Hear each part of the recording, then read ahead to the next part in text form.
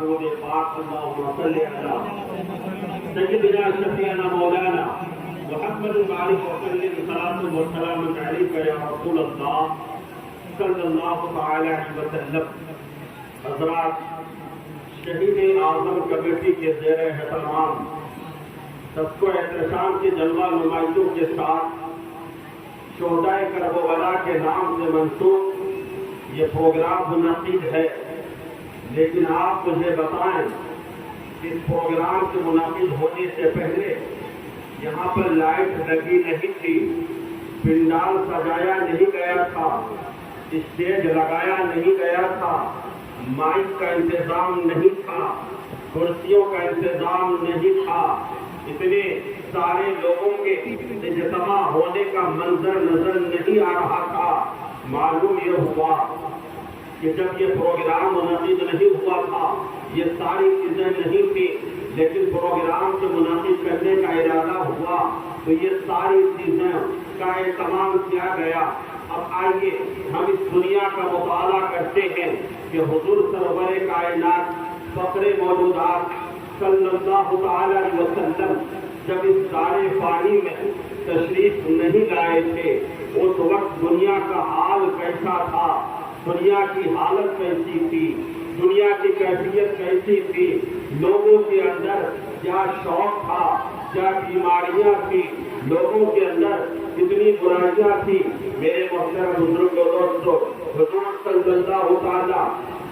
علیہ وسلم دنیا میں تشریف نہیں لائے ہیں، دنیا میں برائیاں عام ہو چکی ہیں، زنا کاری عام ہو چکی ہے، شراب نوشی عام ہو چکی ہے، ڈکیتی لوگوں کا محبوب مشغلہ بن چکا ہے، دھوکہ دینا یہ لوگوں کا محبوب مشغلہ ہے، تمام تر برائیاں لوگوں کے اندر موجود تھی۔ آپ مجھے بتائیں، ایک جانور بھی اپنی اولاد سے کتنی محبت کرتے ہیں، انہیں اپنی جان کی پرواہ نہیں ہوتی ہے۔ جانوروں کو بھی اپنی اولاد کی محبت اور اپنی اولاد کی جان کی اتنی پرواہ ہوتی ہے کہ جانور بھی اپنی جان کی پرواہ نہیں کرتے ہوئے اپنی اولاد کو بچانے کی بھرپور کوشش کرتے ہیں۔ لیکن وہ دور کتنا خطرناک دور تھا، وہ دور کتنا پرخطر تھا، وہ دور کتنا تاریخ ساز دور تھا،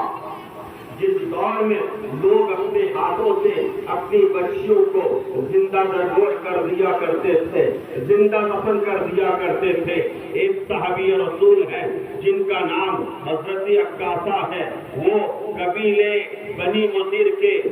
سردار ہیں، تو وہ صحابی رسول حضور کی بارگاہ میں حاضر ہوتے ہیں اور حاضر ہونے کے بعد عرض کرنے لگتے ہیں، یا رسول اللہ صلی اللہ تعالی علیہ وسلم، جب آپ اس خاکدان گیتی پر تشریف نہیں لائے تھے، دنیا کا ماحول بڑا خراب تھا، لوگ اپنے ہاتھوں سے اپنی لڑکیوں کو زندہ درگور کر دیا کرتے تھے۔ یا رسول اللہ، میں نے بھی اپنے ہاتھوں سے اپنے قبیلے کی 70 لڑکیوں کو زندہ درگور کیا ہے۔ یا رسول اللہ، کیا میرے گناہ معاف ہو سکتے ہیں؟ وہ صحابی رسول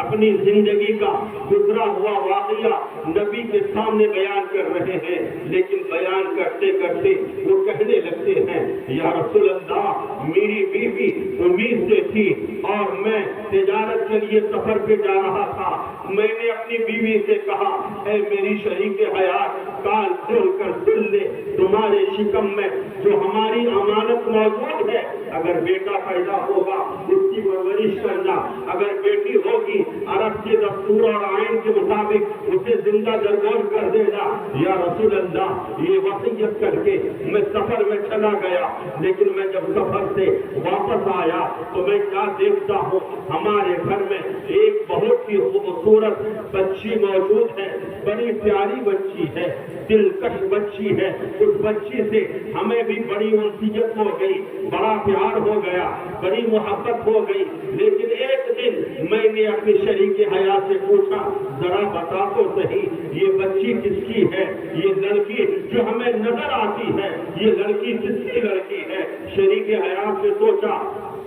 شاید میرے سردار سلامت شوہر کا پتھر دل اب روم کی طرح پگھل گیا ہوگا، ان کے دل کے اندر نرمی پیدا ہو گئی ہوگی، پردے محبت میں وہ کہنے لگتی ہے سرتاج یہ آپ ہی کی ہونہار بیٹی ہے اور یہ آپ ہی کی بچی ہے، میری منصا نے یہ گوارا نہیں کیا تو میں اپنی بچی کو زندہ درگور کر دوں۔ اللہ کبیرہ وہ صحابی رسول رو رہے ہیں اور مصطفیٰ کے سامنے بیان کر رہے ہیں یا رسول اللہ جب میں نے سنا کہ یہ ہماری بچی ہے اب مجھے برداشت نہیں ہو رہا تھا، یہ سوچ کر کے کہ کہیں لوگ یہ نہ کہیں کہ ہمارے گھر کی بچیوں کو انہوں نے زندہ درگور کیا، لیکن جب اپنے گھر کی بچی کی بات آئی تو انہوں نے چھوڑ دیا۔ یا رسول اللہ میں نے اپنی شریک حیات سے کہا کہ میری شریک حیات میری بیٹی کو تیار کر دے، مجھے لے کر ایک دوست کی یہاں مہمانی میں جانا ہے۔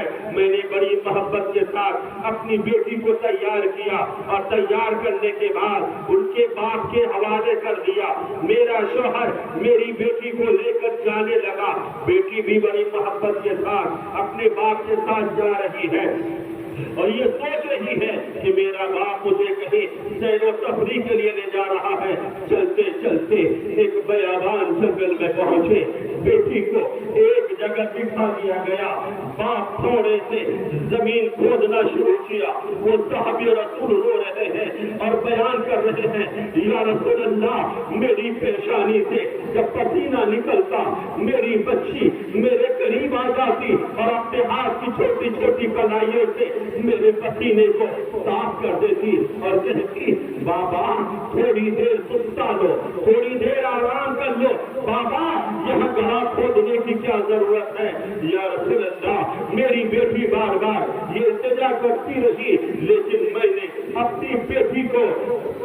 کسی قسم کے رحم نہ کیا، بیٹی کے اوپر مجھے رحم نہ آیا، میں نے گڈھا کھودا اور اپنی بیٹی کو اٹھایا اور اٹھا کر اس گڈھے میں ڈال دیا، پھر مٹی ڈالنا شروع کیا۔ بیٹی رو رہی تھی اور کہہ رہی تھی بابا میں آپ سے کسی چیز کا طلبگار نہیں بنوں گی، کسی چیز کا ڈیمانڈ نہیں کروں گی، اگر کوئی غلطی ہو گئی ہے بابا تو مجھے معاف کر دیجیے، بابا میری شکل اگر آپ کو نظر نہیں آتی اچھی نہیں لگتی تو میں آپ سے وعدہ کرتی ہوں کبھی آپ کے سامنے میں نہیں آؤں گی، مجھے معاف کر دیجیے، لیکن یا رسول اللہ مجھے اپنے بچی کے اوپر ذرہ برابر بھی رحم نہ آیا، یہاں تک کہ میں نے اپنی بچی کو اتنی مٹی ڈالا، اتنا پتھر ڈالا کہ میری بچی کا پورا جسم مٹیوں سے بھر گیا اور مٹیوں میں چھپ گیا، لیکن آخری وقت میں جب ہماری بیٹی مایوس ہو گئی اپنے خدا کی بارگاہ میں التجا کرنے لگی مولا میں نے سنا تھا کہ آخری زمانے میں تیرا آخری نبی آئے گا جو ہماری زندگی کو بچائے گا، ہماری زندگیوں کی حفاظت کرے گا مولا، اور کتنی بچیاں زندہ درگور کرتی جائیں گی مولا، تو اپنے نبی کو دنیا میں مقبول کر دیتا ہے۔ یا رسول اللہ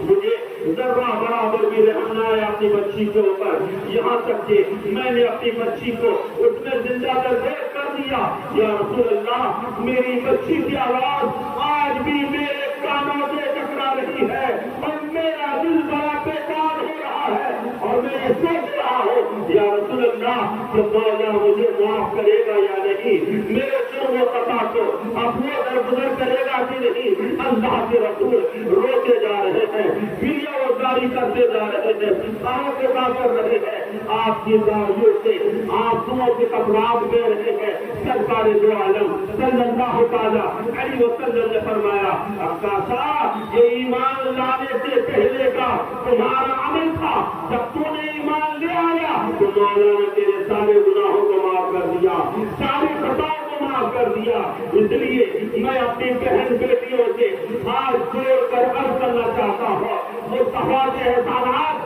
پوری دنیا کے اوپر ہے، پورے مومنین کے اوپر ہے، لیکن میری اسلامی بیٹیوں میری اسلامی بہنوں تمہارے اوپر خصوصیت کے ساتھ نبی کا احسان ہے کہ نبی نے تمہیں زندگی گزارنے کا ایک بہترین موقع دیا۔ تو میں اپنی ماں بہنوں سے اور اپنی بیٹیوں سے یہ کہنا چاہتا ہوں، یہ پیغام دینا چاہتا ہوں کہ آپ کو فلمستان کے کسی ہیروئن کو اپنا آئیڈیل بنانے کی مسجد کو بنا لینا، خاتون جنت کو بنا لینا۔ یہ مصطفیٰ کا احسان ہے کہ مصطفیٰ دنیا میں تشریف لائے تو لڑکیوں کو دنیا میں جینے کا حق حاصل ہو گیا، لوگوں کے اندر ایک اصول آیا، ایک دعوت آیا، دنیا میں نور ہی نور پھیل گیا، روشنی روشنی پھیل گئی۔ شاعر نے بڑے اچھے انداز میں کہا، یا رسول اللہ جہاں تعلیم تھا سنت پڑا تھا سچ کالا تھا، یا رسول اللہ جہاں تعلیم تھا سنت پڑا تھا سچ کالا تھا، میرے پردے سے کیا نکلا؟ سبحان اللہ سبحان اللہ، اللہ اکبر، یا رسول اللہ۔